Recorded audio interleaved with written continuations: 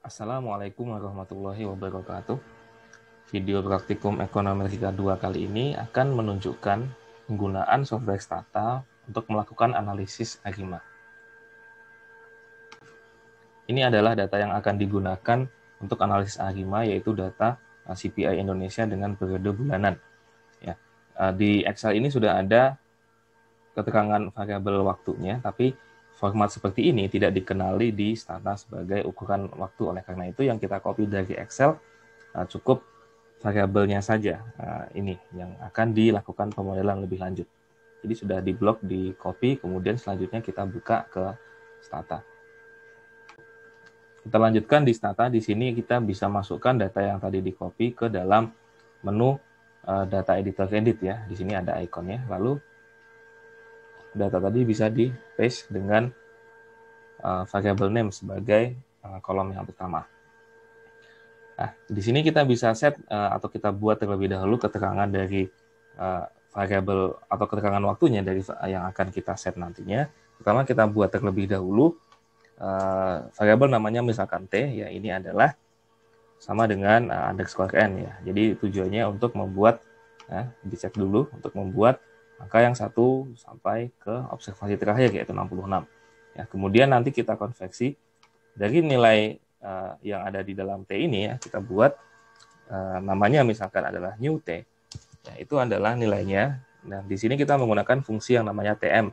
Ya, TM ini kita mulai dari periode pertama ya. Ini digunakan untuk membuat keterangan waktu bulanan ya. Kalau M ini adalah monthly.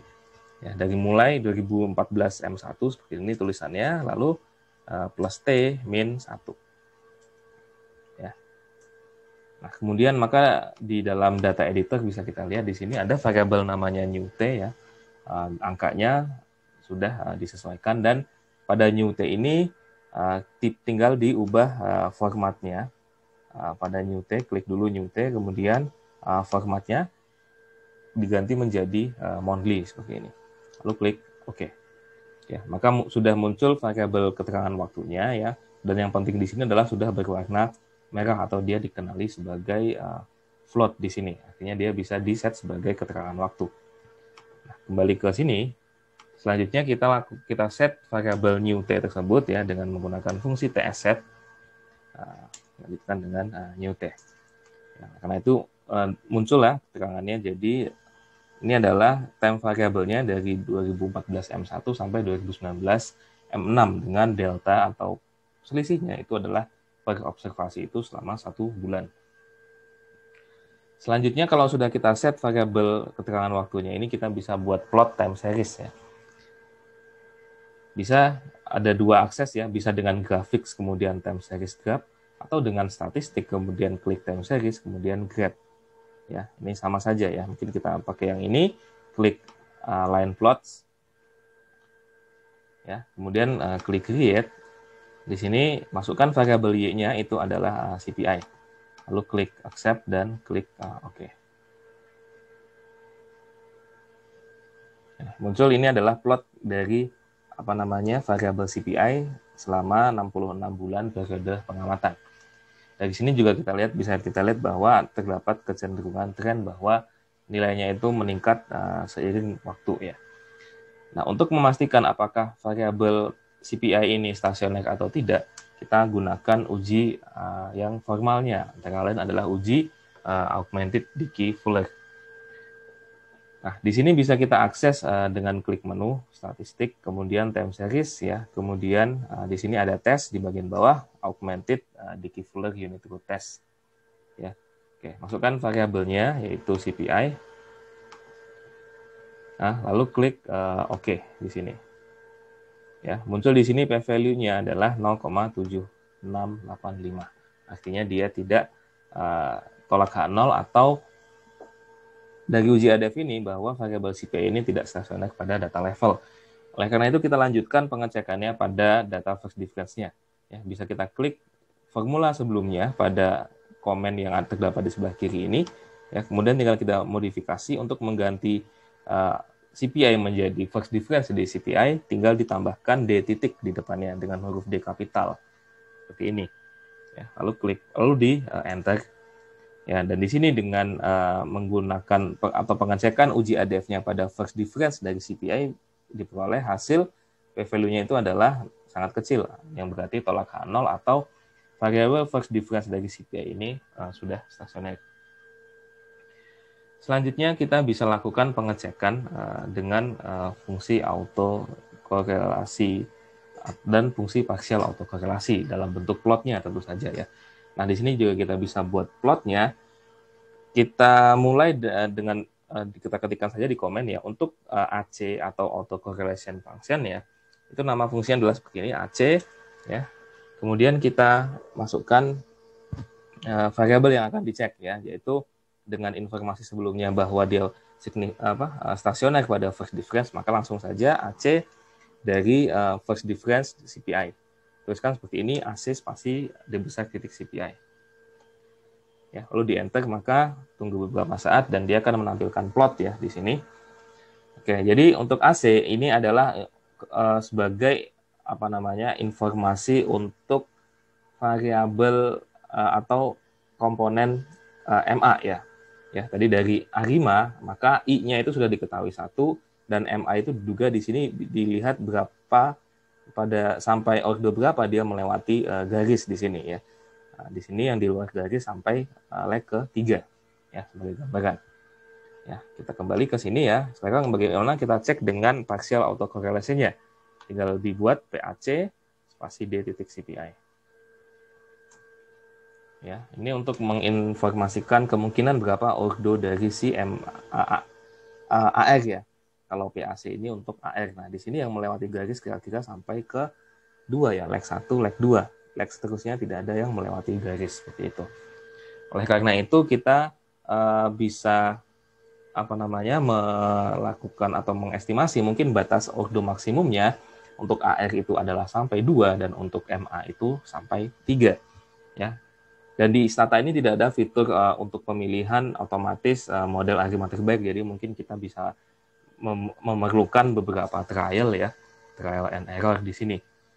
Nah, kita mulai terlebih dahulu untuk mengestimasi fungsi Arima ya, kita gunakan saja komen di sini, atau kalau menu statistik itu letaknya di statistik time series kemudian Arima and Armax model. Ya, tapi kita gunakan saja fitur komen ya. Kita nama fungsinya adalah Arima, kemudian diikuti dengan variabelnya yaitu CPI ini. Ya, kemudian koma baru diikuti dengan modelnya. Nah, modelnya kita tuliskan adalah Arima. Kita mulai dari kemungkinan maksimumnya terlebih dahulu yaitu 2, 1, 3 seperti ini. Ya, lalu untuk meringkaskan outputnya, kita tidak perlu melihat proses iterasinya, tambahkan nolog di belakangnya. Ya, lalu di enter dan tunggu beberapa waktu. Dia akan selanjutnya akan mengestimasi persamaan ini, Arima 213 ini.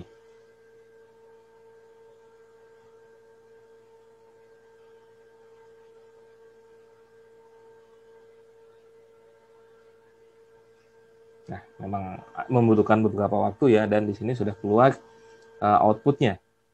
Oke. Nah, di sini ada beberapa catatan yang bisa kita perhatikan ya, bahwa mungkin tidak semua variabelnya itu signifikan ya. Nah, kita bisa nanti bandingkan antara model satu dengan model yang lain dengan melihat nilai AIC-nya, Archaic Information Criterion-nya. Nah, di sini kita lihat sepertinya MA ini untuk leg ketiga itu tidak signifikan, dan leg kedua ini tidak muncul bahkan standar error, nilai Z, dan p-value-nya. Ya, kita lihat dulu untuk model Arima ini berapa nilai AIC-nya dengan setelah muncul estimasi klik stat IC seperti ini. Ya. Model Arima 213 itu memiliki AIC 85,99. Nah, coba kita buat model yang lebih sederhana ya. Barangkali ordo MA-nya itu cukup 1 saja ya, karena yang 2 dan 3 di sini tidak signifikan dan ada anomali juga di sini ya. Coba kita klik persamaan sebelumnya dan kita modifikasi menjadi 211 seperti ini. Ya, kemudian di enter ya. Ya, lalu kemudian kita lihat AIC-nya dengan fungsi stat IC seperti ini. Ya, di sini AIC-nya malah jadi naik ya, artinya model 213 itu bisa jadi lebih baik atau lebih fit dibandingkan dengan model 211. Kebetulan juga MA-nya ini ternyata juga tidak signifikan leg pertamanya ya. Nah, ini mungkin bisa dipertimbangkan untuk dikeluarkan dari model. Kita lanjutkan lagi, mungkin ini adalah variasi yang selanjutnya ya, AGIMA 210 ya. Nah, ini semua signifikan dan coba kita lihat IC-nya dengan fungsi stat IC ya. Nah, di sini juga AIC-nya lebih tapi membaik dibandingkan 211, tapi dibandingkan dengan 213 itu lebih rendah AIC-nya. Nah, mana yang mungkin bisa dipakai ya? Mengingat tadi pada model yang pertama 213 itu bahwa variabel itu tidak signifikan, maka kita pertimbangkan bahwa model yang tepat untuk contoh ini adalah 210 ya, dengan nilai AIC seperti ini.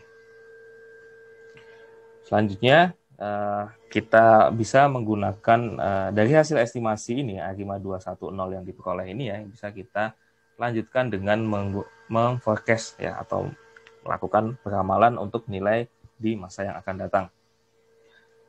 Oke, di sini kita bisa menambahkan terlebih dahulu wadah untuk memuat beberapa observasi ke depan yang akan kita estimasi ya. Jadi di dalam menu statistik ini, kemudian time series, setup and utilities, ada menu add observation to time series dataset. Ini bisa diklik ya. Ini setara dengan fungsinya itu adalah TS append.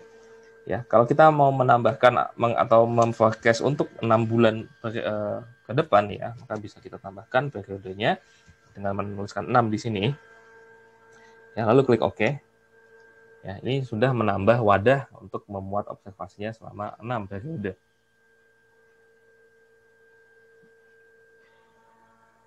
Oke, kemudian untuk melakukan forecasting itu kan kurang lebih sama dengan membuat variabel baru yang memuat nilai forecastingnya. Nah, kita menggunakan kita pastikan dulu yang terakhir diestimasi tadi adalah dari persamaan ini ya. Klik ini terlebih dahulu. Ya, kemudian setelah itu dilanjutkan dengan fungsi predict di sini. Ya, misalkan nilai forecast nanti mau disimpan ke dalam suatu variabel yang namanya apa? Misalkan saya beri nama yaitu forecast atau FC dari CPI. Kemudian koma. Nah, keterangannya adalah ini adalah dari variabel dependennya, tuliskan Y di sini ya. Kemudian tipe peramalannya itu adalah dynamic. Nah, dimulai dari kapan? Dimulai dari bulan ke-7 tahun 2019 selama 6 bulan ya. Maka di dalam kurung dari dynamic ini ya, buat buka seperti ini dulu, masukkan TM dalam kurung lagi itu adalah 2019 M7 ya, kemudian di enter. Nah, kita bisa cek di data editor ya bagaimana nilai dari forecast dari CPI ini ya. Ini adalah nilai forecastnya antara CPI dan forecast CPI ya. Jadi kira-kira nilai ramalan untuk 6 bulan ke depan ya, pada bulan 7 tahun 2019 sampai bulan ke-12 tahun 2019 ya, adalah seperti ini.